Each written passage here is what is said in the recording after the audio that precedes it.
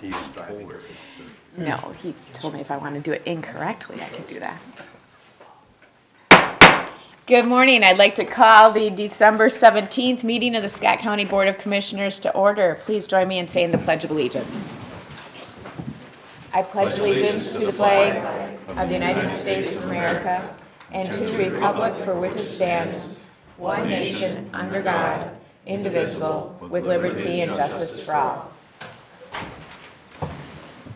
Thank you. The agenda has been distributed. Are there any amendments to the agenda? Madam Chair, Yes. as was mentioned here previously, there is an employee relations request for resolution adoption. I move that we add that at, what do you want to be, 6.0? 6.0 is where I'd like 6.0? to put that, if that's okay. That would be great. Thank I'll you. second that. All right, so it's been moved and seconded to amend the agenda, adding the employee relations item that there is an RBA at the table for anyone who's interested. We'll add that to our first action item after the consent agenda. Any further discussion on the amended agenda? If not, all in favor, please say aye. Aye. Aye. All opposed, same sign. Motion carried. Next item is our minutes from our December 5th, 2019 County Board meeting. They were distributed. Are there any corrections or additions to the minutes? Move approval. Second. It's been moved and seconded to approve the minutes of the December 5th, 2019 Scott County Board meeting. Any further discussion? If none, all in favor, please say aye. Aye. Aye. All opposed, same side. Motion carried. Next, we're to the point on our agenda where we recognize interested citizens. If you're here to speak to the board on any matter that's not on the agenda, please approach the podium, provide your name and address for the record. Just in time. Wow. Merry Christmas, everybody! Merry Christmas! Hi, Leslie! Hi, Santa. Hi, Hi, Santa. Nice! Good to see Oh, you. it was an incredible flight down here today, this morning. And we arrived, boy, you know how hard it is to park a sleigh and 8 reindeer here at the courthouse when you guys are doing renovations? Incredibly hard.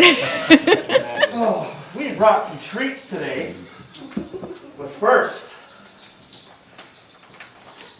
We need to check. we need to check the naughty and nice. No, we're the naughty list. I'm the naughty list.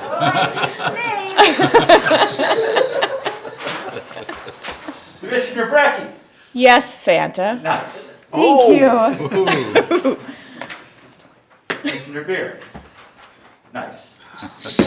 Commissioner Wolf. Yep. Uh-oh. Naughty. Commissioner Wolf, why have you been naughty this year? I don't know. There's lots of reasons, I'll bet. You've been naughty. Ask my wife, she'll know. You know what? Let's pass out some candy. We brought candy for everybody. Thank you, Mrs. Claus. Commissioner Wolf, I'm going to be really nice. Uh-oh. Well, Merry Christmas.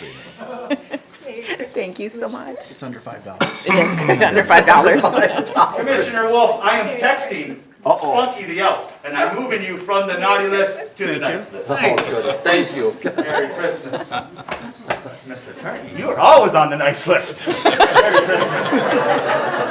We just wanted to stop by and wish everybody Merry Christmas, wish all the employees of Scott County, you commissioners, all the residents of Scott County, customers of Scott County, and the clients of Scott County a Merry Christmas.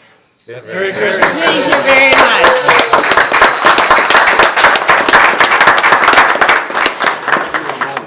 Yeah. All right. Well, good luck to you in the next couple of weeks. Oh, we gotta get back to the North Pole. It's a busy time of It the year. is, it Busy is. time of the year. Mama's got lots of cookies to make. Papa's got lots of cookies to eat, and we gotta get we are millions of toys behind schedule this year. All right. Well, good luck. Let us know if we can help. Christmas, All right. everybody. Merry Christmas. Merry Christmas. Santa, don't forget your phone. Merry Christmas. Oh,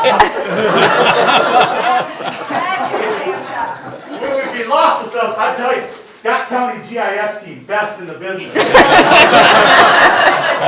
Merry Christmas, Leslie.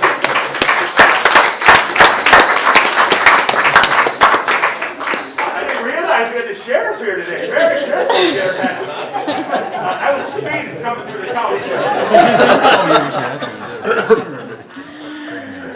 All right, well, thank you. Are there any other interested citizens who would like to speak to the board this morning? Move to adjourn after that. No.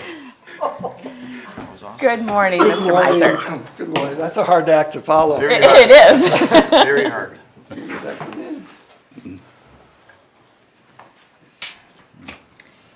The time. Wow, thank you very much for drawing that in. John Miser, welcome to see you. Good to see you guys all again. I've been coming here since 2017, and I also want to thank you, Commissioner Brecky, for meeting with me within the last 2 weeks. I appreciate that. And it's been very hard because since 2017, actually since 2012, people have continued to proceed against me and harm me. All right? All on the way saying, I'm a person. And I've asked one question since 2012, and definitely to this board since 2017, am I a person? And nobody has said yes. But they have continued to ignore and proceed against me, sending me a bill, sending me this. When I met with Commissioner Brecky, I brought the definition that Scott County has for a person in Ordinance 2.12.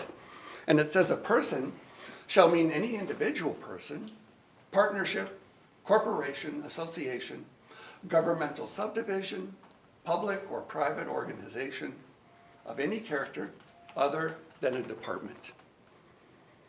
I don't think I look like any of those. The ordinance does not say a man or a woman, a person. And when I brought that up to Commissioner Brecky, she goes, maybe that's something we can take care of. Maybe we can include in our definition that a person, to just remove all this doubt, means a man or a woman. So I don't know how, if that'll actually happen, but that would be welcome. So there's a statute right now that Sheriff Hannon is proceeding against me. And it says, because he's going authorized that the county board said may require a person to pay. So he's proceeding against me, attempting to collect the debt because he thinks I'm a person. But as we just saw, Scott County doesn't define a person as a man or a woman. I sent a letter to this board a couple weeks ago and asking for the same help, and still it's been ignore and proceed. I'm not the one coming after you saying you owe me a debt. You're coming after me saying you owe me a debt.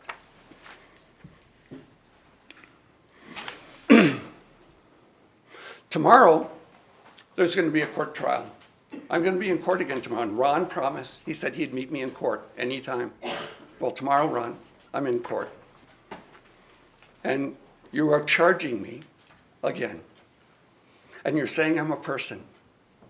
And I would love for you, once and for all, for anybody here, even if Sheriff Hennon would come and watch, and prove beyond a reasonable doubt, am I a person?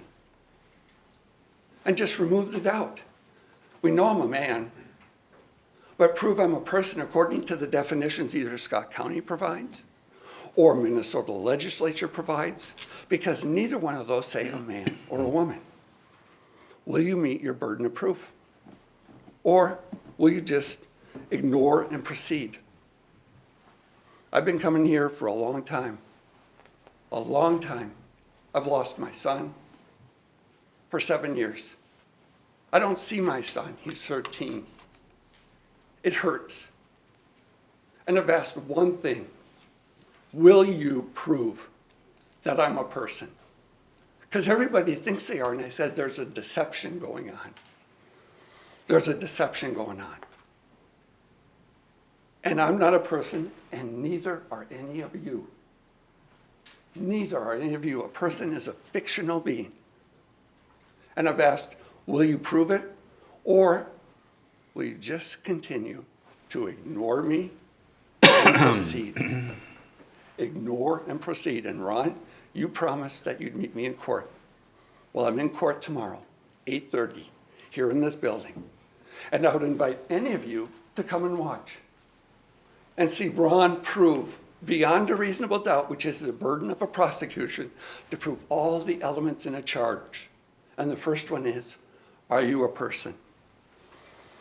So I thank you very much. I hope that at some point in time that you guys hear me and will prove this. And I thank you very much for your time, all right? Thank you, Mr. Miser. Are there any other interested citizens who'd like to speak to the board today? Good morning. My name is John Olson, and I live down in Cedar Lake Township at the very kind of the south end of Scott County. I just wanted to come in today and introduce myself. I am a candidate running for Senate District 20, which makes up the south end of Scott County, a good portion of LeSueur County, and part of Rice County as well. I'm in the race against two other people in the Democratic Party. Depending upon how this goes, if I'm the endorsed candidate, I'll have the opportunity to run against Rich Draheim for the Minnesota Senate seat for Senate District 20. I wanted to come and introduce myself, just let you know that it's sort of a courtesy call. I'm trying to get around to all of the different county board meetings and as many of the city council meetings as I can attend as well. I intend to sit through the whole meeting today because I'm trying to understand all of the issues that exist in all the areas of my district so I can be an informed legislator if I'm lucky enough to be elected.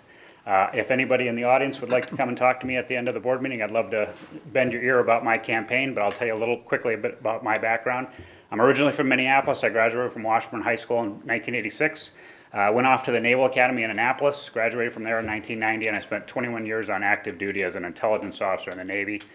Deployed all around the world, combat zones in Afghanistan and off of Iraq. I was in East Timor and Bosnia.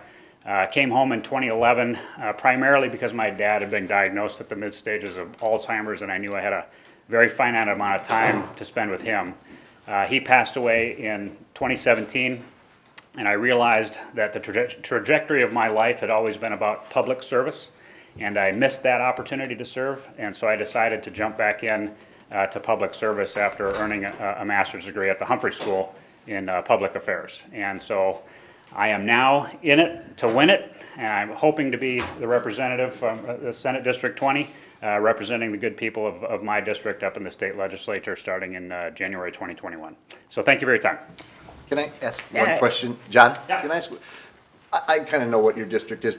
How far and where is that? Just give us a geographical perspective of your So district. if you're looking at a map, if you look at I-35, the eastern side of the district is Northfield and Dundas. And then we come back into I-35, you head north, and it's just above Elko New Market, all the way over to Belle Plaine, and then it follows the river down to St. Peter, but St. Peter's on the other side of the district. Comes back to the east, jogs up to the north, and all the way back over to I-35, so it doesn't include any part of Faribault. So there's a huge part of the district that's pretty rural, and then a good part of the district on the northern side where there's, that's, if you talk to people in the southern part of the district, they consider the northern part of the district part of the greater Twin Cities metropolitan area. I don't think a lot of people who live in the north side of LeSueur County consider themselves to be part of Minneapolis or St. Paul. So it's an interesting place to run for office. It's a big area. District. It is. And thankfully, I have a Prius, so getting 50 miles to the gallon while I'm in this race is very helpful. Thank you. All right. Thank you for introducing yourself, and thanks for your service to the country. Any other interested citizens who'd like to speak to the board today? Well, that was quite a lineup. Thank you. On to item 5 on our agenda, the consent agenda. These are items that have been previously workshopped, reviewed by advisory committees and other jurisdictions. Unless an item is pulled from the consent agenda, they will be considered in one motion. I will go ahead and read the items proposed today for the consent agenda. Item 5.1, to approve the request to extend the preliminary plat rights for the territory development in sections 32 and 33 of Credit River Township, zoned rural residential single-family district, an additional 6 months to June 30th, 2020. 5.2, to approve the request for preliminary and final plat of Delmar Estates, Randy and Chris Kubish applicants, and Glenn and Dwayne Bauer property owners, consisting of 5 lots and 1 outlot, on 96.76 acres in Section 5 of Helena Township. 5.3, to approve the request to rezone 62.43 acres from Urban Expansion Reserve District to Urban Expansion Reserve Cluster District. Leroy Chard, applicant and property owner, in Section 32 of St. Lawrence Township. 5.4, to adopt resolution number 2019-179, authorizing the permanent detachment of a split residential parcel that lies in Burnsville-Egan Savage School District 191 and annex it to Prior Lake Savage Area School District number 719. 5.5, to adopt resolution number 2019-180, authorizing the permanent detachment of a split residential parcel that lies in Burnsville, Egan Savage School District 191 and annex it to Prior Lake Savage Area School District 719. 5.6, to adopt resolution number 2019-181, authorizing the permanent detachment of a split residential parcel that lies in Burnsville-Egan Savage School District 191 and annex it to Prior Lake Savage School District number 719. Notice they're different resolution numbers, different parcels. I'm not just stuck in repeat. 5.7, to acknowledge a listing of assessment changes made due to clerical errors discovered after the 2019 County Board of Equalization had adjourned. 5.8, to approve renewal applications for Scott County intoxicating liquor licenses for 2020 with Scott County Townships. 5.9, to approve renewal applications for Scott County 3.2 malt liquor at retail licenses for 2020 within Scott County Townships. 5.10, to approve an application for a new 2 a.m. on-sale intoxicating liquor license permit for 2020 for a Horseshoe Bar and Grill doing business as Shakopee Bowl LLC within Louisville Township. Item 5.11, adopt resolution number 2019-172, authorizing execution of attachment 4 to the 2017 master agreement with Cyber Advisors Incorporated for the provision of professional technical services delivered by a systems engineer. 5.12, to adopt resolution number 2019-173, authorizing attachment 6 to the 2017 master agreement with Loeffler Companies Incorporated for a senior systems engineer to assist with technical projects and daily operations as required. Item 5.13, to approve property assessed clean energy special assessments as requested by a property owner located in the city of Shakopee. 5.14, to approve the appointment and reappointment of citizens to advisory committees. 5.15, to approve the appointment of Scott County Sheriff's Office staff to the Metropolitan Emergency Services Board Radio Technical Operating Committee. 5.16, to approve the appointment of Scott County Sheriff's Office staff to the Metropolitan Emergency Services Board 911 Technical Operating Committee. Item 5.17, to adopt resolution number 2019-194, approving a 5-year agreement with Motorola Solutions to replace the 911 phone system. Item 5.18, to approve the contract extension for attachment 1 to the master agreement with Canvas Health Incorporated to provide after-hours emergency social services response in the amount of $121,212.60 for calendar year 2020. 5.19, to adopt the 2020 Technical Assistance Cost Share and Incentives Program Policy Manual through the Scott County Soil and Water Conservation District. 5.20, to approve the 2020 Comprehensive County Fee Schedule. 5.21, to approve record of disbursements and approve claims. 5.22, to adopt resolution number 2019-176, authorizing a 3-year software agreement with Environmental Systems Research Institute Incorporated for small enterprise geographic information systems software. 5.23, to adopt resolution number 2019-177, authorizing an annual agreement for consultant services with SPAC Solutions for traffic engineering services. 5.24, to adopt resolution number 2019-182, approving the final 2020 budget and levy of $34,000 for the Scott County Vermilion River Watershed Special Taxing District. 5.25, to adopt resolution number 2019-183, authorizing a second amendment to a design consultant service agreement with Kimley Horn and Associates Incorporated for the County Highway 42 expansion project in the cities of Shakopee and Prior Lake. 5.26, adopt resolution number 2019-187, fixing the 2020 per diem rate for county board appointed citizen members of advisory bodies serving Scott County, Minnesota. 5.27, to adopt resolution number 2019-190, sustaining a special fund in 2020 for solid waste management. 5.28, to adopt resolution number 2019-191, approving the final 2020 levy of $1,253,314 in the 2020 budget for the Scott Watershed Management Organization Special Taxing District. Item 5.29, to adopt resolution number 2019-171, approving a 3-year agreement between the County of Scott and the Law Enforcement Labor Services Incorporated, Local 157, Sheriff Essential Licensed Employee Unit, effective January 1, 2020 through December 31st, 2022, and rescinding resolution number 2016-195. 5.30, to adopt resolution number 2019-188, approving a 3-year agreement between the County of Scott and the Minnesota Public Employees Association Sheriff Non-Licensed Essential 911 Dispatchers, effective January 1st, 2020 through December 31st, 2022, and rescinding resolution number 2016-193. 5.31, to adopt resolution number 2019-184, setting the annual salary rate for the elected position of county attorney for 2020, and rescinding resolution number 2018-192. 5.32, to adopt resolution number 2019-185, setting the annual salary rate for the elected position of county sheriff for 2020, and rescinding resolution number 2018-193. 5.33, to adopt resolution number 2019-186, establishing the 2020 compensation plan policy, merit increase matrix, and grade schedule, and rescinding resolution number 2018-149. 5.34, to adopt resolution number 2019-189, setting the annual salary rate for the Board of Commissioners for 2020, and rescinding resolution number 2018-191. And finally, 5.35, to approve payroll processing of personnel actions. A lot of work has went into those items, and many of them been going on for some time. Are there any items that you would like removed from the consent agenda? Could you repeat? I'm just wondering for the person running it, he'd want more of a fuller experience, maybe we should pull them all out. Madam Chair, I will make a motion to approve the 35 items on consent. Second. So moved and seconded to approve the consent agenda as read. Any further discussion? Well, Madam Chair, since this is your last meeting, we were tempted to pull them all, but then I was reminded that Cindy Geis has lunch for us right after this. You know how I feel about lunch, so I will not monkey with you today.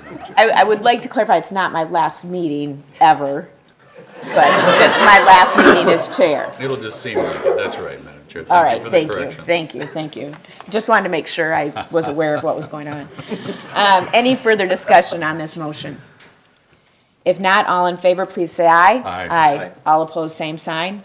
Motion carried.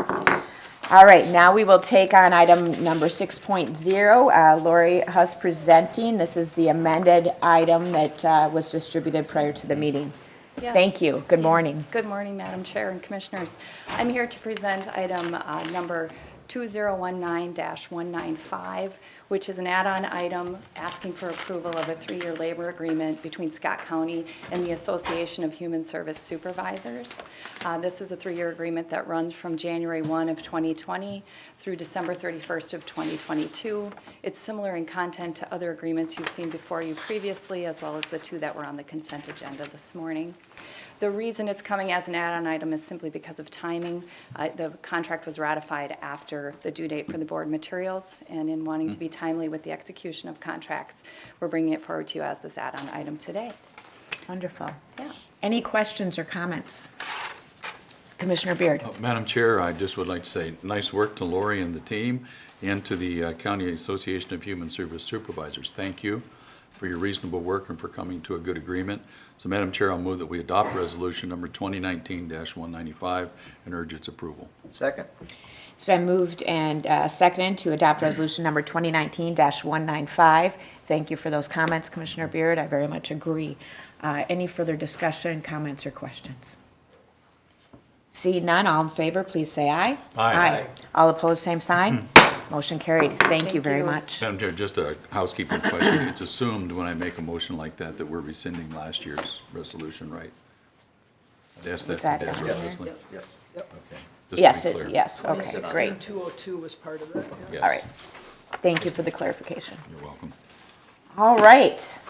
Not that it hasn't been a fun meeting already, but here's some more good news. Mr. Wagner with item 6.1, presentation of the 2019 third quarter Spirit of Scott Awards. Welcome. Good morning, Madam Chair, Commissioners. I do have a overhead aerial here of the award winners.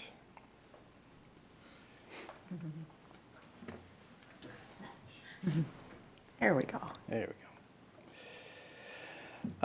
Madam Chair, as indicated, Greg Wagner representing the Spirit of Scott Committee to present the award winners for Quarter 3 2019.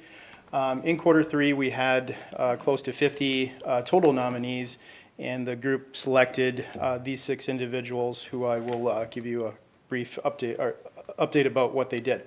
The first nominee was Mary Kay Dorr, nominated by Lisa Lehman from Veteran Services. Mary Kay was nominated because a gentleman came from Chaska to the Veteran Service office, and he had 2 sets of dog tags that his daughter had found in her home in Prior Lake. Mary Kay immediately began searching the names and located someone in another state that had the same last name. She obtained his address from the internet, sent him a letter asking him to call her. The gentleman called Mary Kay, and she discovered the dog tags belonged to this gentleman and his father. The son was so excited that she had contacted him, and the dog tags were found. Mary Kay packaged up the dog tags and shipped them to this gentleman. She went way above and beyond in her duties to help a father and his son get their dog tags back. The other individuals, Lena Nilakatan, Dave O'Sell, Goodwin Chong, Andrew Nelson, and Pam Worm were nominated by Cindy Geis. In September, the Government Center first floor was hit by a malicious virus requiring all computers to be taken out of commission, which impacted both customers and staff. These 5 hardworking individuals quickly worked to get customer service back up and running in limited capacity, and they stayed with customer service staff to ensure that they could perform essential tasks. Over 100 first floor computers were then collected, and these 5 individuals began wiping all of the applications and data from these computers, and then re-imaged each with the specific applications for each department and staff member. These 5 spent tireless hours performing a very time-intensive process, including spending nights and weekends to ensure that the following Monday, staff were able to have their computers back. They made themselves available throughout the process for staff to ensure any issues they encounter were quickly resolved, and reestablished the access to all county staff on the first floor. These 5 gave up personal family time for the betterment of the county, and they are exactly the type of individuals that represent the county well, and their sacrifice of personal time for both community services and planning resource management divisions deserves recognition. I know a couple of them are here, so if they want to stand and be recognized. Yeah, please do. Thank you.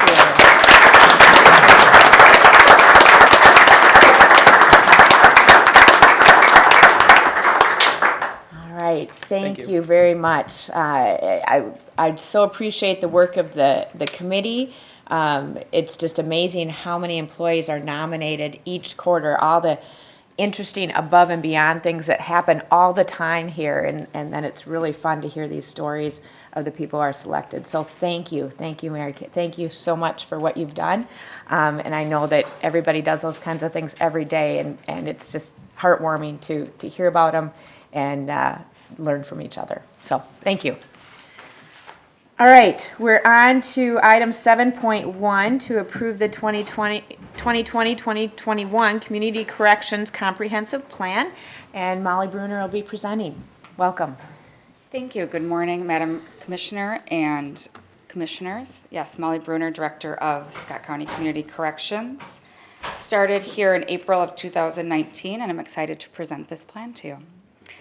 So for the purpose of more effectively protecting society and to promote efficiency and economy in the delivery of correctional services, the Commissioner of Corrections is authorized to make grants to assist counties in the development, implementation, and operation of community-based corrections programs, including preventative or diversionary correctional programs, conditional release programs, community correction centers, and facilities for the detention or confinement, care and treatment of persons convicted of crimes or adjudicated delinquent.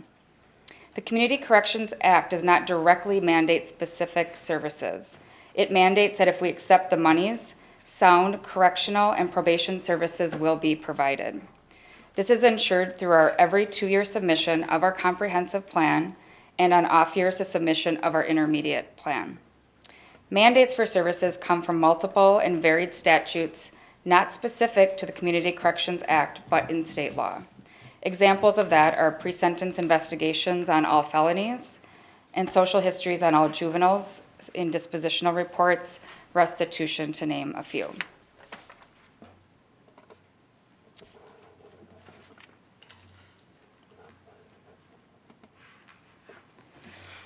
The next slide here is around our funding sources. This starts from 2012 through 2019, and it's split into the county funding, our subsidy we receive from the state, Department of Correction grants, and then other revenues such as fees that may be collected.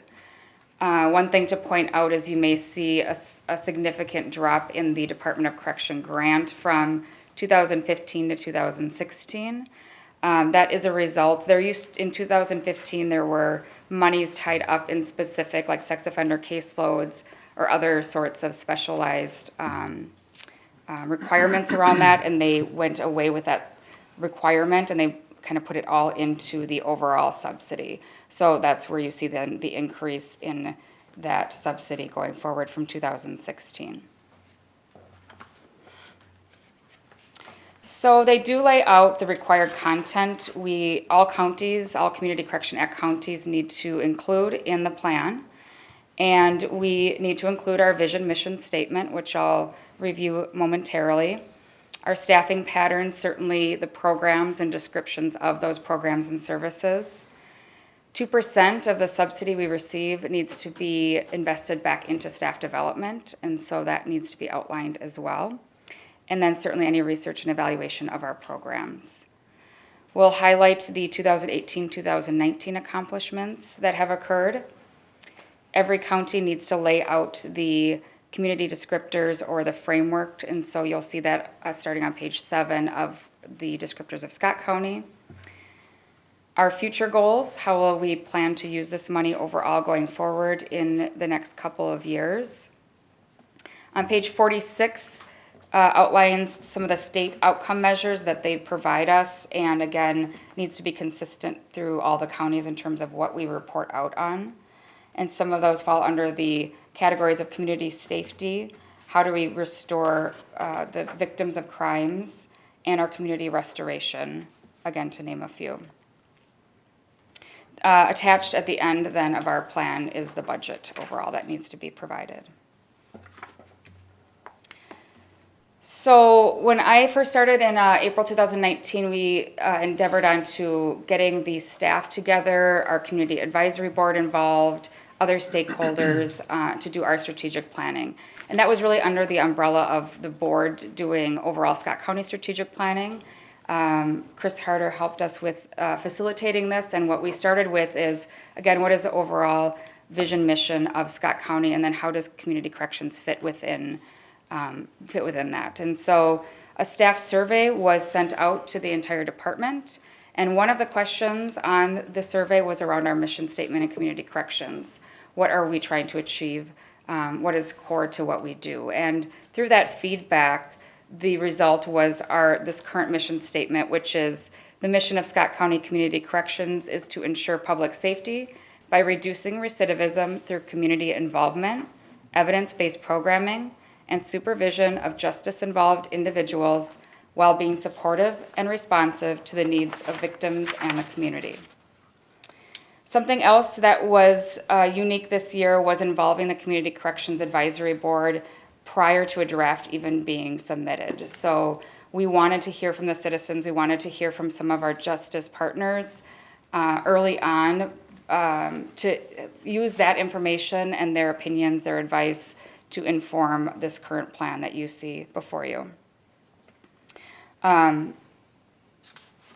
So another part of the planning was really what are those guiding principles then for all the decisions, all the goals that we set for the 2020-21 year. And we use the word believe as a way to anchor our guiding principles.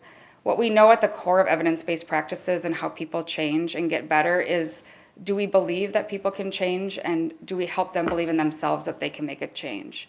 That choices that people make are not fixed, it doesn't have to define them forever. And so part of that then is that we're remarkable, be remarkable, both from staff perspective and trying to help our clients with that. Ensure collaboration. I've heard from board members that government can't do this alone. We have to rely on our families, our community partners, treatment facilities, all sorts of different people, as well as, of course, collaboration within Scott County and between departments. We need to really listen. We don't have all the answers, and we certainly shouldn't pretend we do. So are we listening, again, to community, to clients, and other people to help make decisions? Innovate and align, that we're not stagnant, that we're constantly evolving, willing to take chances, willing to try new things for better outcomes. Certainly the core of our work is enhancing public safety and ensuring that, and when we believe in people, when we're doing really good work, really sound work, that inevitably is going to work on reducing that recidivism and creating safer communities. Vocalizing equity is important, and then looking at our services. Are we evaluating them to see if they are doing what we intend in the first place? So looking back at 2018, 2019 at some of those accomplishments, for client services, the approval of treatment court was granted and permanent funding was given for that program, which has been a huge success. We also learned a lot through the Crossover Youth Program with integrated case management of juveniles. And so that gets into that collaboration. And are we working with other departments to make sure that we don't have competing goals or interests for our families and our kids, but we're working together as a team of people for the best outcomes. Investing in staff continues to be a priority. To name a few of the initiatives was peer support, safety training, and motivational interviewing for our staff.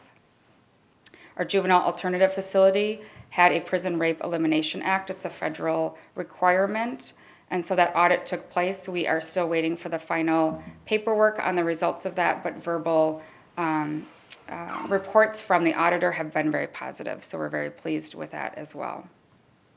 Administratively, it's called MPAT, which basically is a pretrial assessment tool designed to provide consistent information statewide for judges and better track pretrial outcomes. And so that was implemented in Scott County. And paper on demand, going paperless, which was a heavy lift for many of our staff this past year. Looking forward to our 2020-2021 strategies we did receive the Veterans Court grant, and so we're actually this week interviewing the defense attorney and probation officer to start the development of the team. And then next year will be a lot of training and implementation work to get that officially started.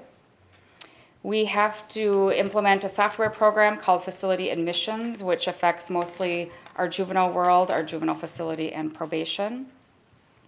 We are validating and norming our assessment tool, our adult assessment tool, which is called the Level of Service Case Management Inventory, and taking a deeper dive at recidivism in Scott County to see, again, are we meeting the needs of our clients and our community.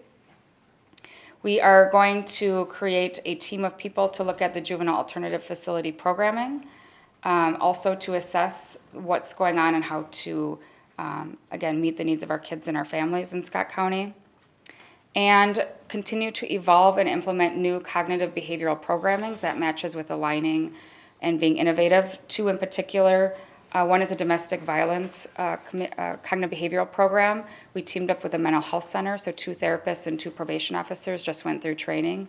We'll be looking at starting those programs where we co-facilitate with the mental health center. That's exciting.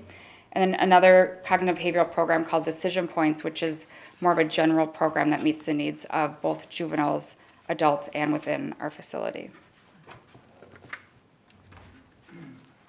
So the plan and the next steps, as you can see, we started this process really with staff, in July, beginning of August, setting up time with that community, with the Community Advisory Board.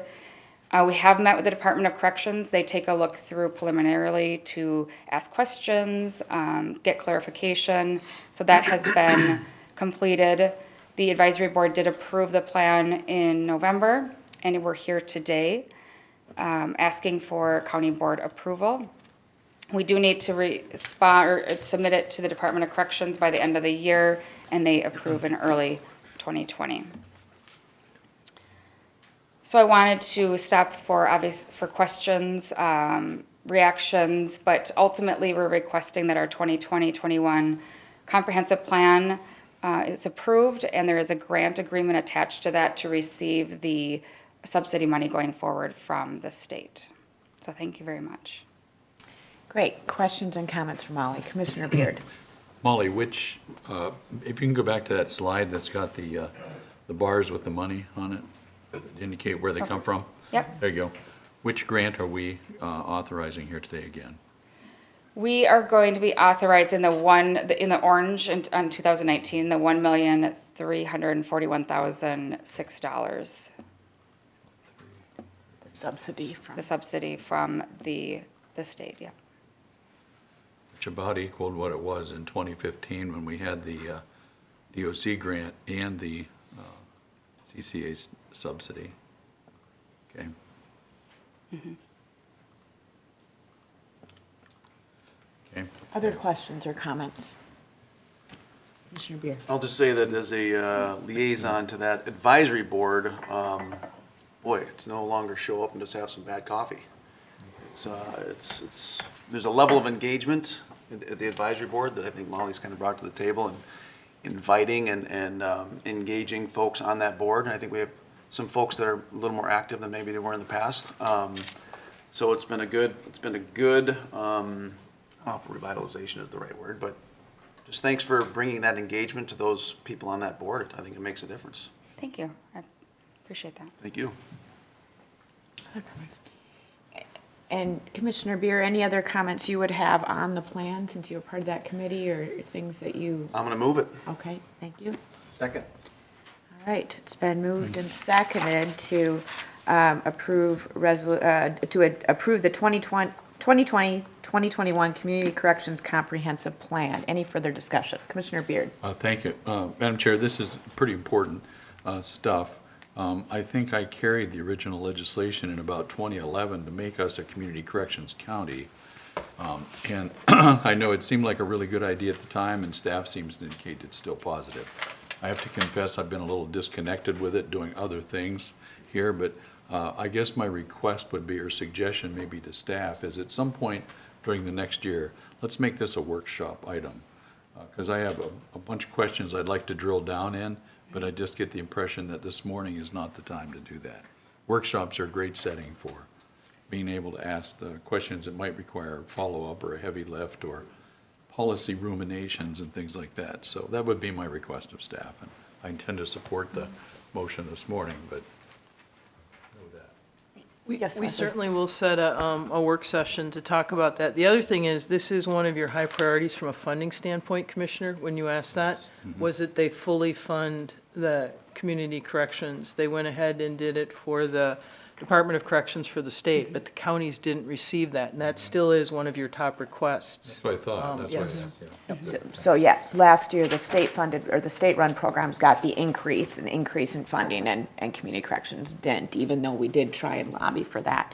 I think that's a great suggestion, and during that workshop, just from my review of the plan so far, it'll be good to kind of look at trends. I know some of the trends, we'll have the 2019 data where we've seen some changes in, for example, jail population, other things that really play into this. So I too agree and will support the motion, but I think this is something for the board to get more information on, really look at more carefully, because it's the work you do is a big deal. So We welcome the opportunity, so thank you.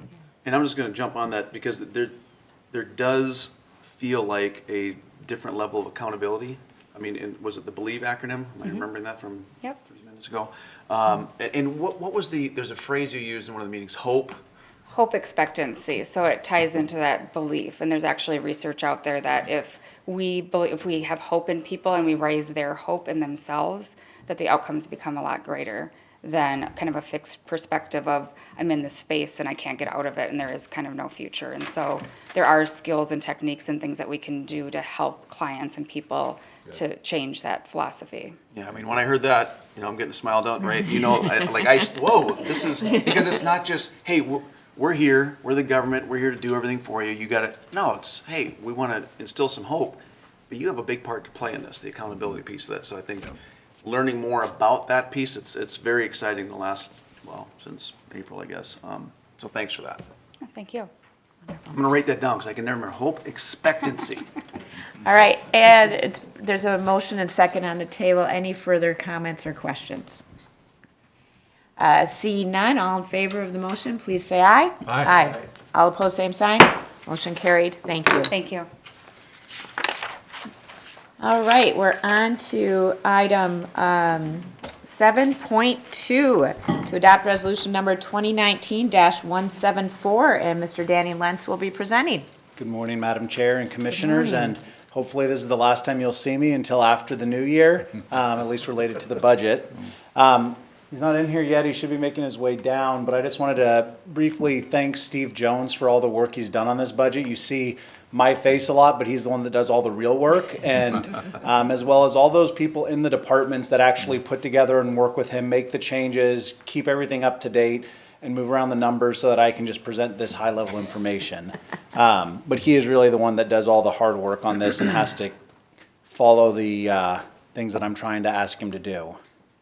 So this is a process that has started back in April with our first meeting with the board. And really, Steve and I will begin on the next year's budget starting in January as we make updates. But at that meeting, the board reconfirmed their policy and direction that we've seen for the past several years of providing long-term fiscal stability while minimizing tax impacts, maintaining reasonable level and constant tax burden, focused on modeling limited and relatively level increases to the tax levy, and managing limited resources over unlimited demands and provide a level of services necessary to meet the mandates and citizen expectations. We also try and maintain fiscal stability with a structurally balanced budget, maintaining the county's reserves, the county's bond rating, planning and preparing for the future, and not spiking the levy and trying to have no surprises within the budget. So when we talk about a fiscal stability and a structurally balanced budget, it's really not just about the dollars in matching the dollars out, but it's about looking at what are the needs of our taxpayers, the clients, and the staff, as well as the quality of the programs and services we provide. If those things come out of balance, and that's where we start having those spikes having to catch up in the future. So each year is that process of balancing those three things of the levy, taxpayer needs, and our services. We've done a good job. We've actually made a lot of progress from where we were back in 2009 to where we actually have a fund balance that meets within the state auditor's recommended guidelines, and we're looking to maintain that moving forward. We've also maintained our bond rating. We've actually had that confirmed twice in the last year. We've maintained AAA and actually increased in some of the areas within there.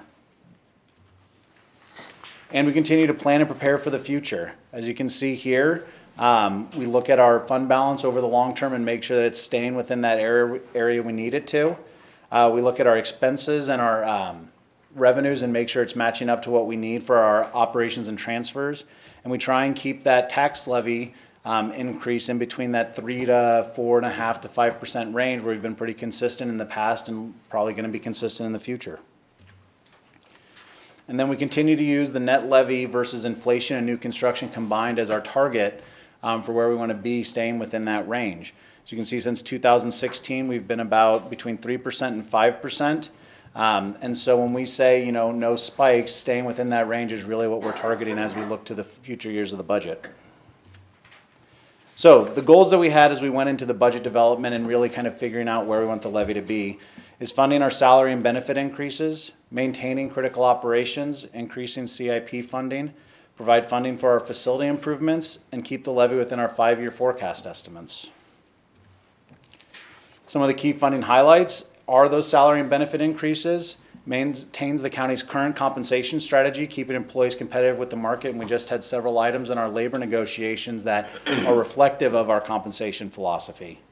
Funding for public safety functions to keep pace with community growth, utilizing technology to improve services and operations, including things like our traffic management system, and software to allow current staff to meet growing service demands without having to increase staff as quickly.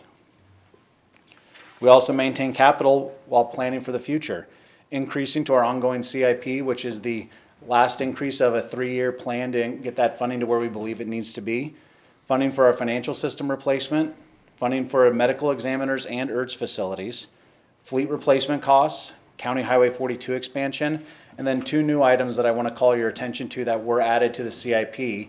Renovations to the LEC courtroom, which fits within our funding priorities because without that renovation, we're likely to see an increase in sheriff staffing just to move prisoners back and forth between the jail, which really fits within that dedicated use of fund balance to reduce operating costs.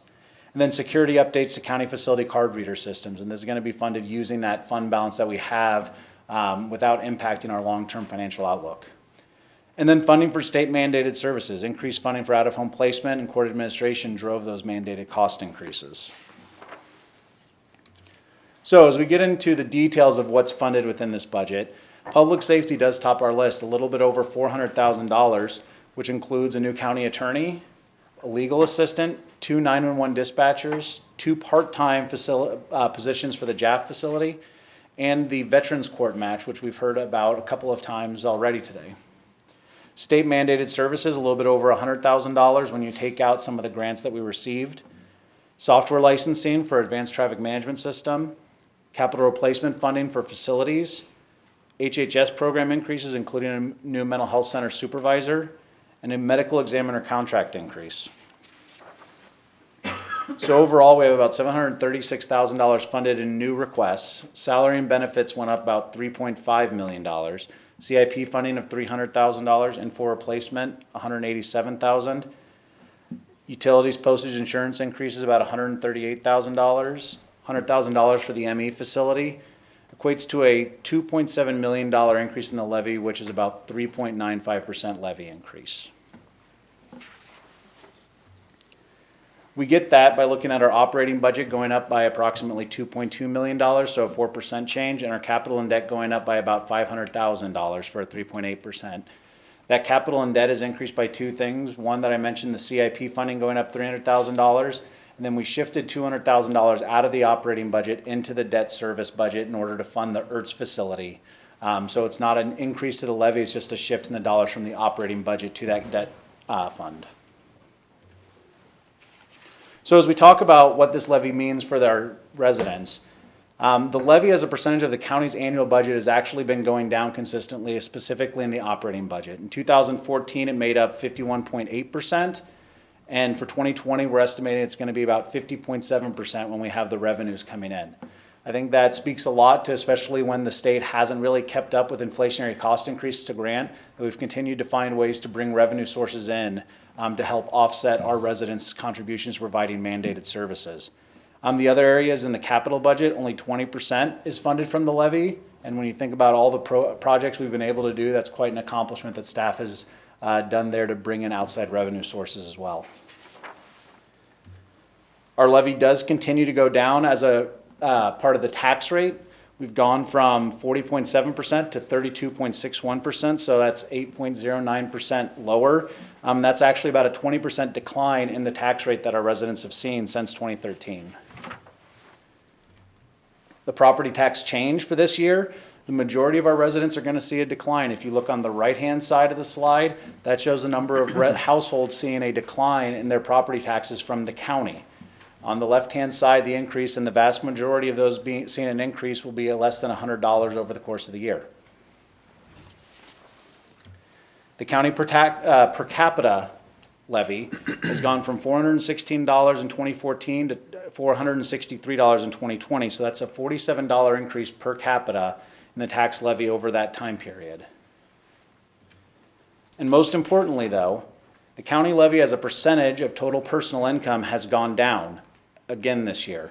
The most recent data shows that at 0.75% of personal income in 2015, we're at 0.79%. And we're projecting it to remain the same or go down again as we get numbers in 2019 and 2020 for the 2019 year.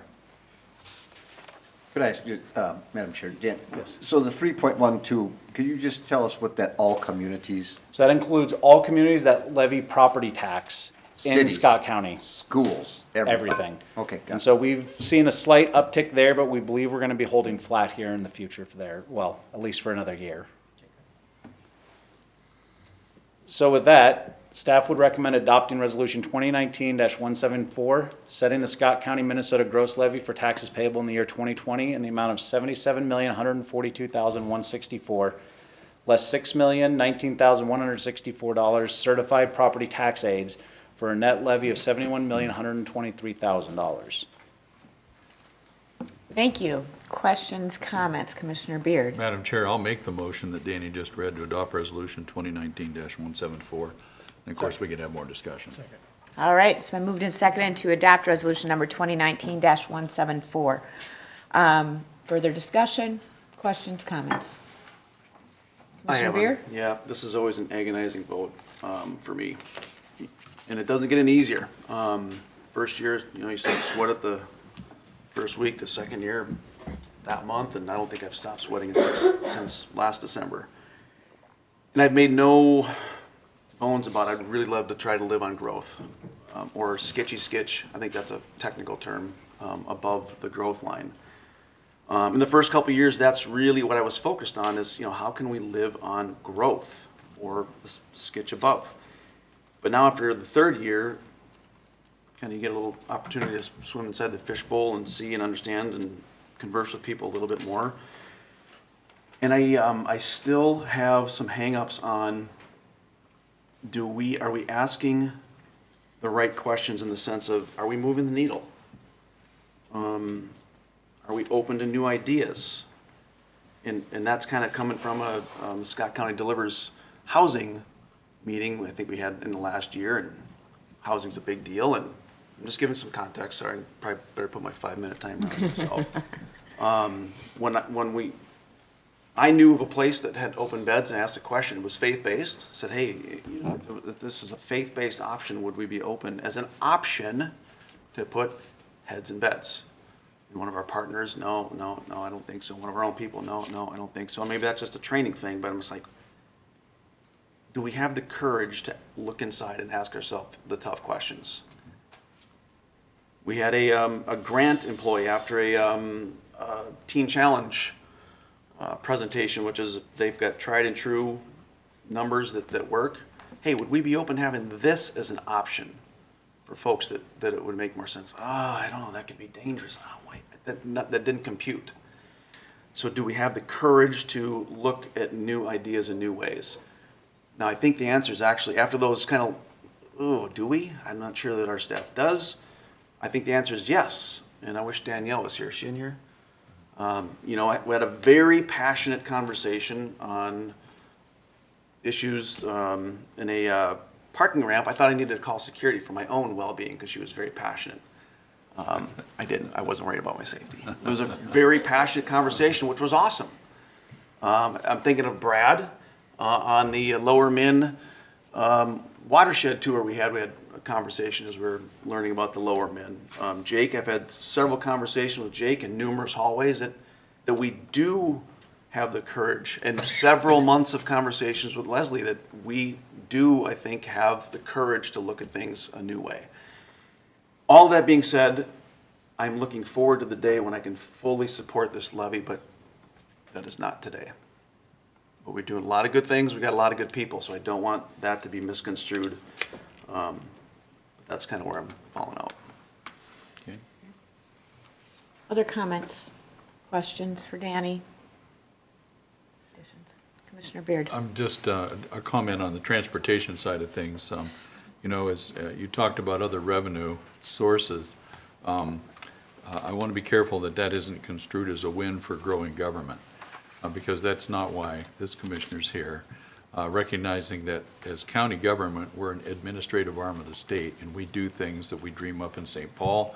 I think I've told you the story of my first year having to implement 4 items that I remembered specifically debating and voting on in St. Paul. 2 of them I voted heck no, and yet here I was having to implement because I did not prevail. Taking that out of the real estate taxes, I mean, that's one of the first things human beings are responsible for is their own shelter. And to the extent that we make that difficult for them, I think that's something we need to be very cognizant of, very, very cautious of.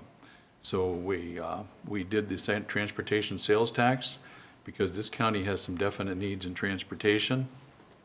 And we've been blessed with a pretty good retail economy in this county, and with a great partnership with this Midwakaton community that participates as well, to levy that tax and have it overperform our expectations so we can build a whole lot of infrastructure that hopefully is going to pay off in a few years whenever we are able to live with just the growth in our tax base because of the table we're setting now with some pretty significant highway infrastructure investments. And that comes from that sales tax, which is not taking people's homes. It's an important principle for us. So I just wanted to make that case too, probably for my fellow commissioners as well as for the team in the audience, that we have things we need to do. But remember, to the extent that we do it on the backs of the little old lady who lives on 4th Avenue in Shakopee, that's a heavy lift for some of those people. To the extent that we can do it with, this, with state dollars, which still comes from the same citizenry, don't get me wrong, or the extent we can do it with discretionary dollars like the sales tax, for instance, that's a good thing. So once again, I'm going to wave a little yellow flag of caution. The sales tax expires at the end of 2022, and we have $1 million in transit built into that isn't going to expire when projects are finished. So we have that coming up too. Just remember that, colleagues. But with that, Madam Chair, I've made enough comments and I'll support the resolution.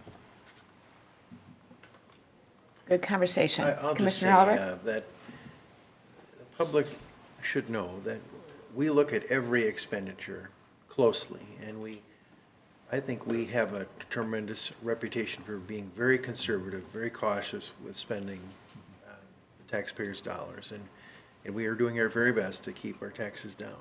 And this effort here, this proposal, this resolution reflects that. That's our goal. And I think we're doing that, and we're doing some real super innovation to try and reduce costs. I mean, scale is all about reducing costs. We share resources. We partner together with all our cities and townships and tribal community to provide services more effectively at a lesser cost. Fish is the same kind of thing. We try to meet human need before government even sees the need. And so we've been very innovative. I think we've got some models here that really, if they became national, it would change the country, really, with the way scale works, the way fish works. So I think we applaud all our staff and all they are doing to be very efficient and cost effective. And we applaud our partners in scale and fish and the way they're doing great things too. So that's my comment. I would just say, thank you, Madam Chair. I was with somebody with Dave here the other day, and talking about don't raise it, don't do this, take the stuff out of fund balance, do whatever you can. That has other implications to it. We hear from some of us here from employees, saying the economy's good, let's give more money, but we have to keep in mind what Mike said about the little old lady living in a house. We're taking money from them, and so. I think this is reasonable and responsible. So with that, I will support it. Thank you. Thank you. I do want to thank staff. I know that it's been a whole year working on this, that there were a lot of other things that I think staff and even some citizens think that we needed, weren't just wants, but that we needed, that we did not include in this budget. And then there were things that I would, my opinion is, things that we see are moving that dial, that are changing things that we're willing to invest in, treatment court, the kind of things that we hope are going to keep people out of jail, keep kids with their families, decrease some of those costs that we have to pay no matter what we do here in Scott County because of your colleagues, because of decisions made other places. So very important, and I really thank staff for being thoughtful and long-term with that problem solving, because we could be really frugal right now, but that could cause a crisis later. And that's for somebody who's lived here all her life and gonna live here probably all my life. I don't want our county to be experiencing a crisis. We've seen some other counties who've had a 10 or 12% levy increase because of some of those crises with criminal justice, with not keeping their infrastructure up to date, with things like that. So it is hard, yes. We would all, I think all 5 of us really would agree, wouldn't it be nice if we could keep it just at growth? And that's probably all of our goal. I think we're working towards that all the time. But I do think this is a fair and necessary increase, and that hopefully the work we're doing to change the trajectory for some people and get them employed, doing what they need to do, and contributing even more will help in the long term. So with that, seeing no further discussion, all in favor of the motion, please say aye. Aye. Aye. All opposed, same sign. Opposed. Motion carried. Thank you very much. On to 7.3. I think this is you again, Mr. Lentz. It is me, and when I Lots said. of hard work for you today. Last time you'll see me, I meant after both of these portions of the Okay. presentation. So we just adopted the levy, and this is adopting the overall budget. And there's a lot of things that intermingle because you can't build the budget without the levy. So I'm going to hit the highlights on the budget and then spend some time on our model, financial model going forward of how we look at the budget over the next 5 years. So again, just to recap, the proposed levy of the 3.95% increase, our 2019 levy at 68.42 million, plus the increases expenses minus revenue, gets us to that $71.12 million levy. This is just the proposed budget, again highlighting those new funding requests, grants, capital improvements, along with the levy or the revenue reduction. And this is really what the 2020 budget looks like. We have a total budget of $154 million, which is actually a decline of about $17 million from 2019. And that's because of how capital investments flow through the budget. We have to budget for all of those grants that come in and that we spend out there. And this is actually the second year in a row where we've seen that decline after having some really big expenditures in 2018. The operating budget is going up by about $5.6 million, or a 5.26% increase, and that includes increases from grants as well as the levy funding.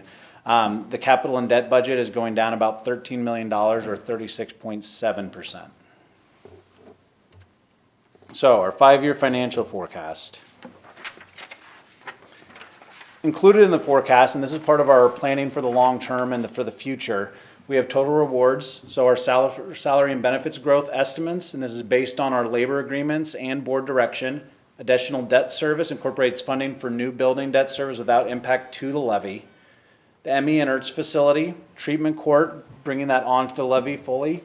Technology updates and revenue, and this includes increased revenue assumptions for 2020, and then easing off those revenue assumptions in 2021 to make sure we're matching up with what our expenditures are, our revenue assumptions are, and making sure we have a conservative approach to this estimation.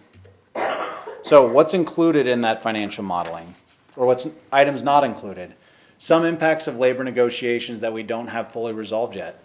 Inflationary operational cost increases. Model estimated about $250,000 annually, and we're seeing that being larger than expected.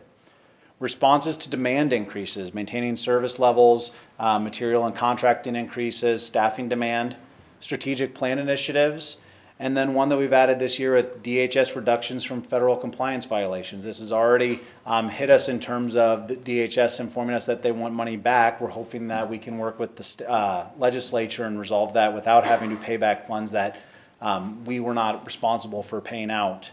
And then the other thing that we're hanging out there is, what are the reductions in revenue going to be because of these compliance changes? Are we going to see less? We don't know what that's going to look like going forward. So over the next 5 years, we have the brown line showing what we expect our actual levy in dollars to be, and then that gray line that kind of zigzags of what we're forecasting our tax levy increase to be over the next 5 years. This includes no additional funding requests coming from departments. This is what's already programmed into the levy as we look out over the 5 years, as we bring on treatment court, as we bring on the veterans court, and we have those salary assumptions for staff built into this. This also includes revenue assumption growth. So as we see the impacts from DHS or other legislative changes, this will adjust year over year as we try and balance those revenue assumptions against what we're actually seeing come into the budget. Chair. So Danny, as I'm looking at this, I'm looking at 2020, you got 3.95, which is what we just voted on. Yep. You're automatically assuming 3.7 for next year now? So that includes what we have assumed in the forecast. So the biggest driver, obviously, is salary and benefits. And then the biggest offset is revenue increases from the variety of sources we get, primarily state and federal grants. So looking at what we have received in the past and forecast future and what growth we expect in there, and then the biggest driver being those salary and benefits increases, 3.71% is where we're kind of sitting right now. This doesn't include any other funding requests we see or any other changes to business models that we might implement over the next year. It's just where we stand right now and what are those assumptions going forward. So that's the number that some of us might want to work off of as we're lending you encouragement going forward. Yes. Thank you. And then this slide shows our operating budget. So the blue line that's slanting down from the top shows us the percent of fund balance we have as a part of our operating budget. So for 2020, we're showing that we have about 34% coverage of our entire operating budget sitting in our fund balance reserve.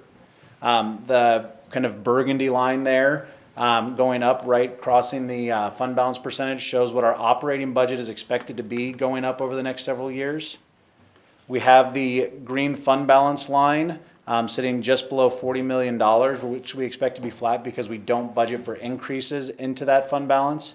And then the blue line going down shows our declining coverage in that fund balance as we increase the budget. Without it changing, that fund balance as a percentage of our operating budget is going to go down, and this shows our minimum fund balance that we ever want to get to at any point in the year. Because we have to pre-fund operations before we get grants and before we get our property tax distributions, that money is the minimum we do to rely on funding payroll and other things throughout the course of the year. So that shows us we do not go below this line. The model always looks like this, where we show it declining in the out years, and our policy is that if it goes below that 5%, we have to adjust and plan for changes over the next 2 years to get it back up. So we're sitting good, actually, is what this would show us right now. And then fiscal stability. Don't spike the levy, no surprises. So as I said at the beginning during the levy presentation, since 2016, we've been hovering in between that 3 to 5% tax levy increase. We're sitting at 3.95% this year, and this is a trend we expect to see going forward in terms of what we're modeling in the forecast. That 3 to 5% range is where we seem to be based on what we see from grant revenue and that sort of thing going forward. And I've hear loud and clear the board's desire to continue to look at how we can get it below that 3%. But this is where we're modeling it at right now based on what we expect in the past history of how our revenues and expenditures have trended. So, staff recommendation would be to adopt resolution number 2019-175, approving the 2020 budgets for Scott County, Minnesota offices, departments, and agencies, and adopting a capital improvement plan. Thank you. Questions or comments? Yes, Commissioner Beard. Madam Chair, I'll move that we adopt resolution 2019-175, Thank you. et cetera. And then I do have one question for, All right. It's been moved and seconded to adopt resolution number 2019-175. Commissioner Beard. Danny, back up one slide a second. I was just noticing. Labor contracts run about 3 years. I'm seeing we were above inflation and growth in 2017. And then again in 2020, just a small amount, mind you. But going back 3 more years to 2014, we were way down there. And you weren't here then, of course. Is there a correlation between the two, or is it just kind of the way the cards fell here? Between the labor negotiations? Yeah, well, I'm thinking why the last couple cycles, every 3 years, we're above our target of inflation and growth. In 17 and again in 20. Does it correlate with the negotiations and settlements that way? So it does not. It may look just like the way- that. yeah. For 2017, and I wasn't here at that point, but my understanding is the state threw a curveball at us halfway through the budget process where we were having to do some corrections. And what I would say for even 2020 is that this was another year where the departments were a little bit unsure in their revenue. And we were projecting it actually to be less revenue than we had had. So that's where we actually made a administrative decision to say, we expect our revenues to be closer to where they were, even though we didn't expect them even to be as big of an increase as it was last year. So that's where we've adjusted those revenue estimates, but it's still necessitated without getting way out of whack and completely losing that conservative approach to where we're at that 3.95%. But we did hear during the corrections budget that the state did not allocate an increase to that budget, even though they allocated an increase for themselves. So those are some of those things that we saw. Thank you for the explanation. Yes. Other comments about the budget? I Leslie? just want to make one comment. Steve is here now, and so I'll let Danny repeat it. But the other person I want to thank is Mary Keene, who worked evenings, weekends to do the CIP and keep that up and get it in, because not everybody always meets their timelines. And she really does a great job at doing that and working with Steve. So maybe you want to repeat. And Steve, you weren't here for me to embarrass you, but I also wanted to thank you for all your work and doing all the actual real work in the background of the budget and just letting me be the face and getting all the credit. Pretty face, yes.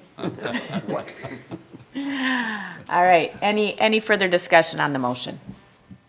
Seeing none, all in favor of adopting resolution number 2019-175, please say aye. Aye. Aye. All opposed, same sign. Motion carried. Thank you, Danny. Thank you. Have a Merry Christmas. And Merry too. Christmas, Danny. We're on to item 8.1, to adopt resolution number 2019-193, updating and adopting Scott County's values, objectives, and strategies. Chris Harder will be presenting. Good morning, Madam Chair, Commissioners. I am here this morning to ask for your adoption of Resolution 2019-193 to update and adopt our updated values, objectives, and strategies that are part of our strategic plan for 2020 through 2025. And I just wanted to offer just a little bit of context to just kind of remind us all like why we're doing this, because why we do things is often more important than what we do. And so 15 years or so ago, commissioners, maybe some of you and certainly others who predated you, built with county leaders a framework. I said that very respectfully. You did. So really built this framework for delivering what matters, which really in simplest terms is, are we providing the right service in the most efficient, effective way, and in a way that's responsive to what our citizens expect and deserve from their county government? Like, that's the heart and soul of it. And so today it's become our brand, and in some ways it's our shorthand. We know what it means, but I think it's important to just take a minute at this juncture to remember that it is really about doing the right thing in the right way, and all of you spoke really eloquently in Danny's previous conversations about the levy, about what it means to be responsible and responsive to citizens. And I think that what you're going to see in this plan is going to reflect that too.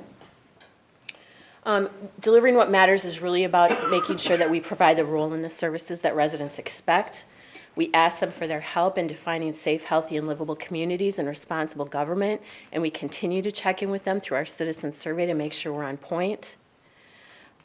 Delivering what matters aligns our resources with our priorities, and it establishes a process for our own continuous improvement and evaluating, are we doing the right thing in the most efficient, effective way, which also supports that culture of learning and innovation that Commissioner Beer was just speaking to.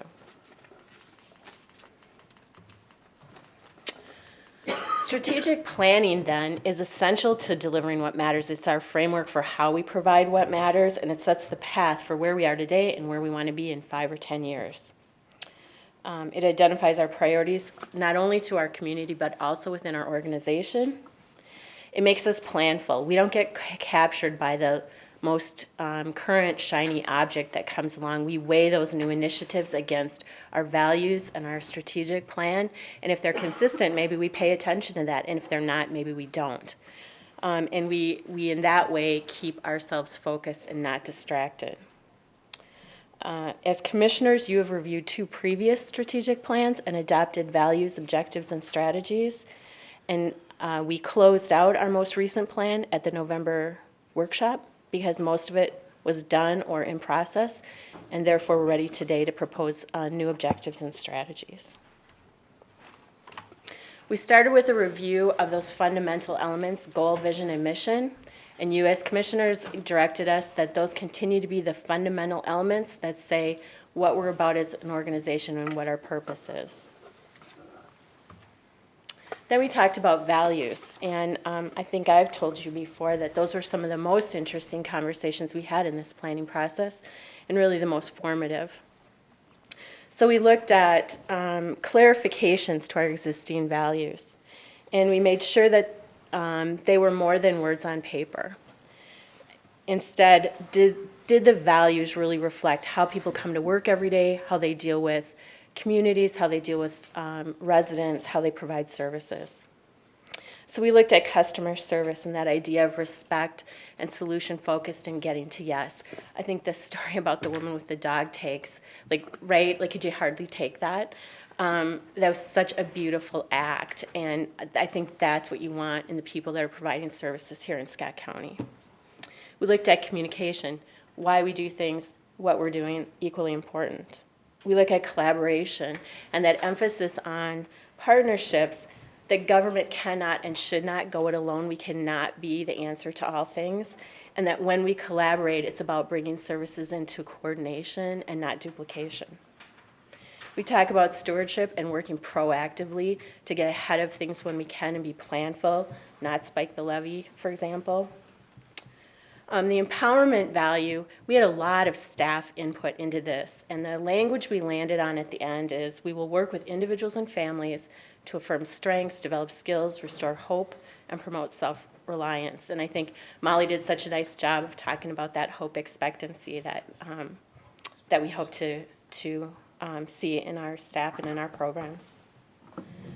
The resiliency value looks at readiness for emergencies and safety, responding both from a prevention standpoint and a restoration after an emergency. And innovation, that we take risks and we learn from those successes and failures. So those are the values that we, through the course of the last year, have crafted, and we'll be asking at the end of this presentation for your adoption. So as important as it is to put values on paper, it is more important that you see them, and that our behavior and our decisions and our programs reflect those values. And so I think what you're going to see next is going to respond to that. You as commissioners selected 5 objectives, 5 visionary statements that say, here's where we are today, here's where we want to go in 5 or 10 years, and then you ask the departments to give you recommendations for strategies that will take us there. So the first objective is around community safety and well-being. Through strategic partnerships, residents will have convenient and reliable access to necessary and important services and activities. And there are 4 strategies that came with that objective. One was to assess need, availability, and access to services for our most vulnerable. And for purposes of this plan, we defined most vulnerable residents as those with untreated mental health or chemical health needs, those with disabilities, and seniors who needed assistance. And so really looking at those populations and how can we best serve them. We have a strategy recommendation to promote and expand services for healthy, active lifestyles, and that incorporates the work of our parks and our public health department. We have a strategy specific to reducing recidivism for youth and adults, and I think Molly did the best job speaking to that earlier. But it incorporates both a review of our system and some of the innovations like the implementation of Veterans Court. And the 4th strategy is around ensuring residents and communities are prepared in the face of emergencies. So both at a citizen level, at a community level, and also that we're looking at some of our regional infrastructure like rising lake levels and the stability of our bluffs and some of those things that are impacted by the potential emergencies that we face as communities. The second objective is on housing, and we have had a lot of conversations over the last year about housing. And the objective that we developed was partners will come together to support expanded housing resources, recognizing that housing is a community foundation. There is a single strategy for this, and that is to implement a plan to meet the needs of implement a plan to ensure appropriate housing is available to meet the needs of all residents, and that homelessness is brief, rare, and non-recurring. That single strategy is a big lift, and there's quite a lot of work to be done within that strategy, looking at what are our opportunities with our partners to expand housing resources for our communities. The next objective is children. The objective is that strong families and community partners will come together supporting children and having safe, healthy, and successful lives. And there is a single strategy, and that strategy focuses on bringing together county and community people who work with children, bringing them together on the same page, aligning purpose and resource, and investing in prevention and early intervention when we can, knowing that that investing in early child development is a way that gives us the potential to change the trajectory for people who may reach difficulties later. The fourth objective is on infrastructure. Private and public partners collaborate and develop a foundation promoting economic and employment opportunities. And there are 3 strategies here. One is to work with our partners to expand broadband services to underserved residents and communities, so everyone has access through the internet. The second is a strategy to continue our work with scale partners through Live, Learn, Earn, and the 50 by 30 initiative to increase access to employment and education opportunities. And the third strategy is to create a sustainable and resilient system of regional infrastructure. And there we're looking at things like updating the Unified Transit Plan, some of our highway corridor studies, evaluating some of our river crossing options, for example. And the last objective is on performance. And the objective is to identify and implement changes to service delivery models leading to improved outcomes. And there are 4 strategies here as well. The first is about looking at our organization and where are opportunities to improve outcomes if we change our business models. You heard Molly talk a little bit about the Juvenile Alternative Facility study. You're aware, I think, of the jail study that's in process. But this strategy would also incorporate some of the innovative things like open libraries, for example. There's a second strategy about broadening community participation in all aspects of planning and decision making, and that's really generated from the belief that when we involve the people who are impacted by our decisions and our plans, we are more likely to develop strategies that will be effective and will improve outcomes for all of the citizens in our communities. There's a third strategy that looks mostly at our government functions, and as our community gets larger and more diverse, we have greater expectation to meet more complex needs, and so do we have the internal systems in place to do that? And the last strategy is to recruit, retain, and support a high-quality, culturally informed workforce. And that has always been a priority of this board, is looking at the quality of the staff and the readiness of our staff to meet the service needs. So with that, I'll stand for questions, but I would ask for the adoption of Resolution 2019-193, updating and adopting Scott County's values, objectives, and strategies.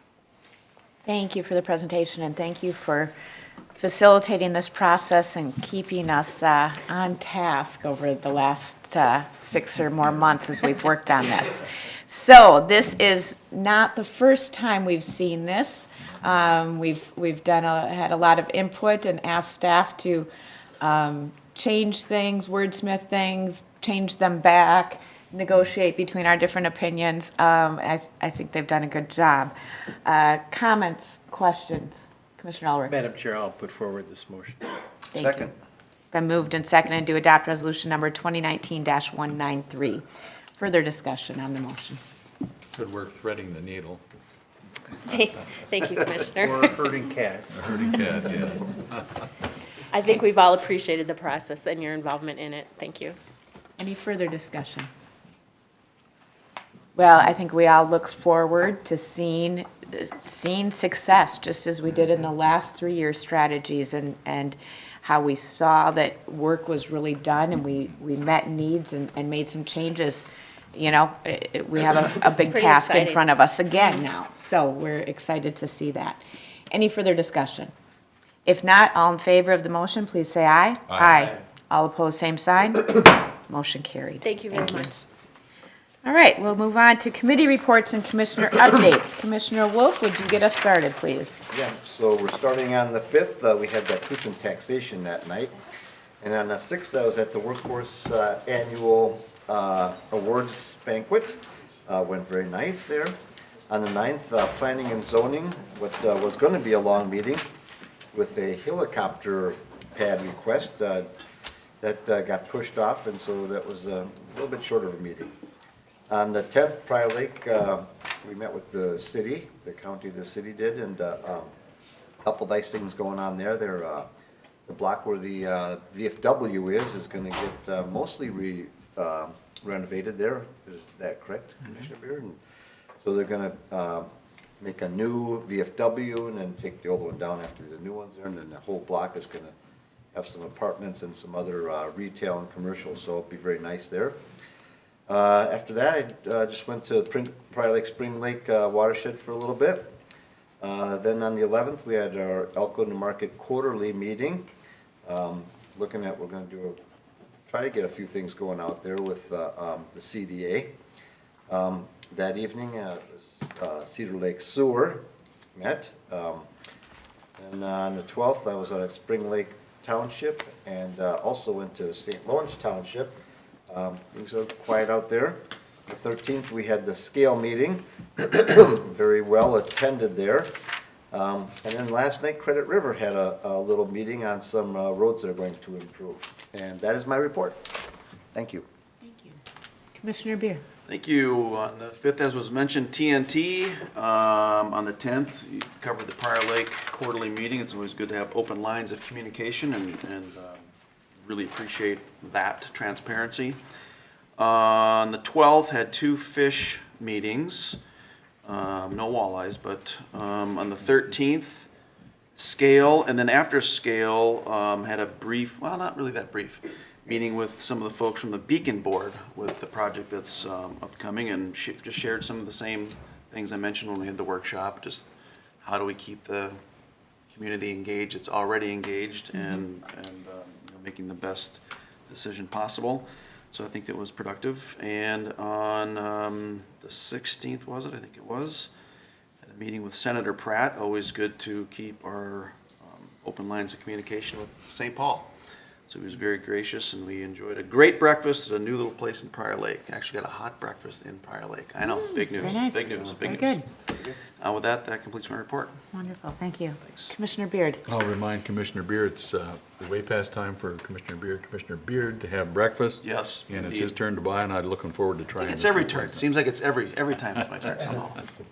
Madam Chair, on the 6th, I attended a funeral. Darlene Shezzo passed away, and there have been altogether too many of our community pillars who have been crossing over here the last couple of months. I haven't been able to make all those funerals, but this one was, and it was remarkable because I remember when I moved to town, Karen and I came here 33 years ago. Darlene Shezzo was one of the first people I met, and I remember how welcome she made me feel. And immediately picked up on her sense of humor, which resonated with mine. So I'm sure heaven's probably a pretty happy place today that Darlene is there. On the 8th, 9th, 10th, and 11th, I attended the Association of Minnesota Counties annual conference in St. Cloud.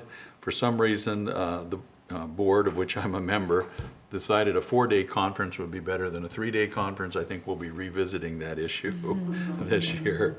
I think there was nothing that happened in 4 days that couldn't have happened in 3, and we'd had just as much fellowship. So one of the most striking things was that Governor Walz came to speak to us, and he made it very clear. It was a good speech, polite, cordial.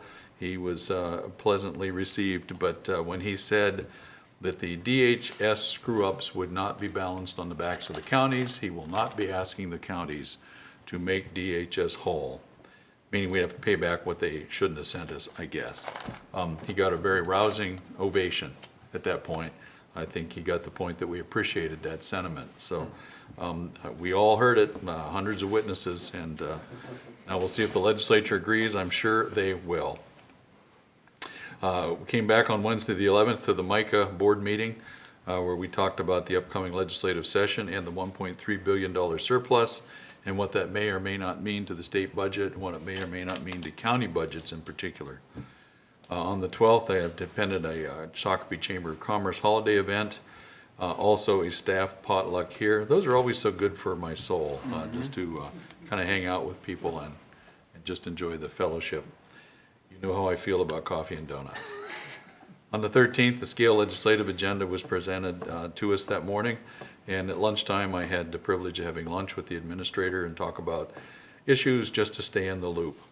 On the 16th, yesterday at Shakopee Scale Service Delivery, where we talked about homelessness and about some discussion ensued about where the role the cities and the counties have working to alleviate the problem. I also attended the Transportation Alliance Board of Directors legislative meeting as your representative, and of course we talked about 65 ways to raise taxes and increase transportation funds. Some of that will be sorted out in this upcoming legislative session. Madam Chair, that's my report. Thank you. Only 65 ways. Yeah, maybe it was 64, I'm not sure. It was a bunch. Commissioner Ulrich. On the 6th, I attended the Scale Executive Committee. One thing coming out of that meeting was the Executive Committee said that they would prefer to pay the lobbyist, James Clark, for the work that would be done really on behalf of all the cities. Prior Lake was going to pay it, and the Scale said, no, this is benefiting us all. Let's have Scale from their reserves pay for it. And so I'm sure that was good news in Prior Lake. On the 12th, two fish meetings. There was sort of a thankfulness theme at the second Thursday meeting, and Hunter Cantrell was one of the speakers. He gave his story about battling cancer, and it was a really powerful story, and of overcoming great adversity, and it was pretty amazing to hear. He is not running again. He's going to, I think he's going to medical school, is what he said. And so it's often kind of rare with a person just doing one term, but that's what he's going to end up doing, is one term. On the 13th, I attended Scale, and then the Regional Training Facility board meeting. After that, we had quite a discussion on homelessness and housing homeless people at the training center. And we actually voted to not seek funding for homelessness at the training center. And I think everybody there is very in favor of meeting the needs of the homeless and having a comprehensive discussion on homelessness. And feels that's a critical need. The board just felt it was not the place, and actually that the debate and possibility of that at the training center, it actually hurt the training center. The law enforcement seems to be united in opposition, other than the county, but all the police chiefs are not in favor of the proposal. And so the board took that action, and I think that probably this should become in the new year a discussion, a workshop, homelessness, but specifically this proposal that was at the training center. We should have more of a conversation on that. STA on the 16th, that's the end of my report. Great, thank you. Yes, since our last board meeting, we all attended the Truth and Taxation hearing on the 5th. On the 6th, I also attended the Workforce Development Board luncheon, annual luncheon, where there were recognition for different businesses, individuals, and organizations that have supported workforce development in the two counties, Scott and Dakota. Specifically recognized from Scott County was the American Red Cross with their work with youth, trying to get them trained for employment, get them working in hospitals, nursing homes with the nursing assistant type training. So that was good to see, and really part of what we're all trying to do.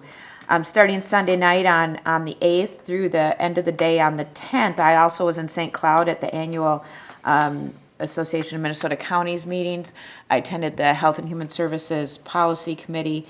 And just to speak for a minute, to add on to Commissioner Beard's statement about the governor and DHS, just this morning, I received an email from AMC with proposed language for a letter that I'll be sending on our behalf to DHS, stating that we don't intend to repay any of those dollars. That's unless any of you have any disagreement with that. I will use their proposed language and format, and we'll get a letter off to DHS right away about that. I think all the counties are unified there. The other thing we did in St. Cloud was agree on the AMC legislative priorities that all the counties will work towards, 10 state priorities and 4 federal priorities. So lots of good discussion and nice to be united on that. On Wednesday, the 12th, had the Justice Steering Committee meeting. Really spent a lot of time looking at the remodeling of the Justice Center, remodeling of the LEC courtroom, talked about some specifics. There were judges, court admin staff, sheriff's staff there to make sure that we're doing it in a way that is most efficient and serves everybody well. That evening, I also attended the Shakopee Chamber event and actually talked a lot of county business that night, didn't we? There were a lot of things going on. On Friday the 13th, attended the SCALE meeting, and this morning before board meeting, had my monthly meeting with our Human Services Director, Pam Selvig, just to talk about items that have been coming up. So that's the end of my report. On to County Administrator update. So thank you, Madam Chair. You hit the AMC letter, so we'll skip over that one. The other thing was we had Scale Services yesterday, and I just wanted to compliment Danielle Fox and Brad Davis. They did a great job presenting, and I think that was one of the most engaged Scale Services delivery meeting from all the administrators and their engagement in that discussion. So it was really good moving towards a discussion at scale on homelessness at the February meeting. So it was just a good background for everybody at that meeting. The other thing that I've been working on is that trying to set a meeting with the state for the refugee discussion sometime in January to try to work through that and understand what that program is sometime towards the end of January, as we've discussed. And then finally, the government center. So this building where you do your licenses and tabs will be closed on December 24th and December 25th. The courthouse, though, court administration, will be open on December 24th. So for folks in the audience and on TV listening, this building actually is closed on the 24th, but the courts will be open on the 24th. And Leslie, both buildings will be closed on January 1st also, correct? Both buildings will also be Middle of the closed on January 1st. Thank you. Good. County Attorney, do we need to recess for attorney-client meeting? We do not, Madam Good. Chair. Thank you. All right, any further business to come before the board? Motion to adjourn. Second. It's been moved and seconded to adjourn. Just want to wish everybody a Merry Christmas, and we'll see you in the new year. So, all in favor of the motion, please say aye. Aye. Aye. All opposed, same sign. Motion carried.